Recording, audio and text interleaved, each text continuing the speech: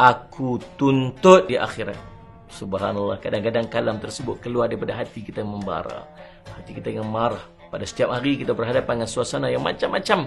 Ada sahabat-sahabat kita menyakitkan hati kita. Kadang-kadang kita juga menyakitkan hati saudara-saudara kita. Tuan-tuan, subhanallah, belajarlah untuk memaafkan. Tak mampu nak maaf, subhanallah, tak mampu nak maaf. Sakitnya hati, Ustaz. Sakitnya hati, subhanallah. Tuan-tuan, ingat, kita tak mampu untuk memaafkan kesalahan orang.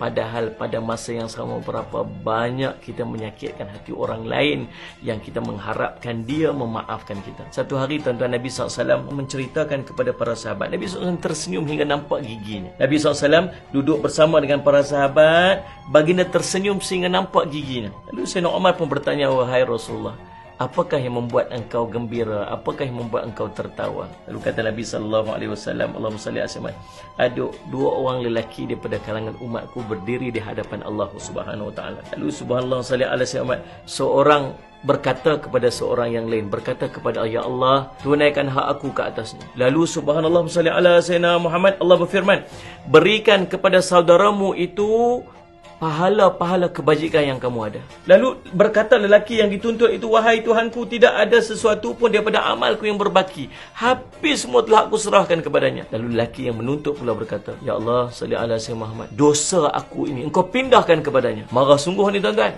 Benci sungguh ni. Dosa yang aku ada ni, pindahkan kepada ya Allah. Lalu Anas melanjutkan perkataan Nabi SAW.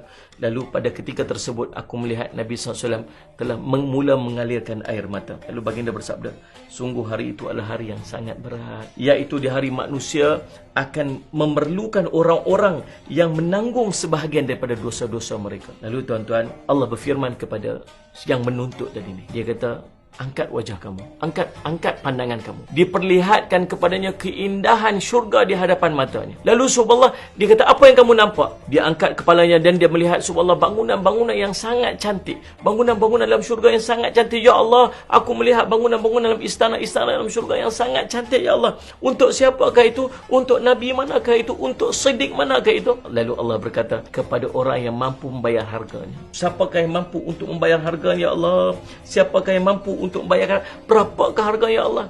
Lalu Allah menyebutkan, kamulah, kamu, saya nak bayar dengan apa ya Allah? Berapakah harganya ya Allah? Maafkan saudara kamu, maafkan saudara kamu. Ya Allah, subhanallah, hari ini juga aku maafkan dia ya Allah. Lalu Allah berkata, pegang tangannya dan pimpinlah dia untuk masuk ke syurga. Kisah ini tuan-tuan yang dirahmati sekalian, Nabi SAW kemudian menyebut, kerana itu bertakwalah kamu kepada Allah dan perbaiki hubungan kamu sesama dengan manusia. Perbaiki hubungan kamu sesama dengan orang-orang mukmin.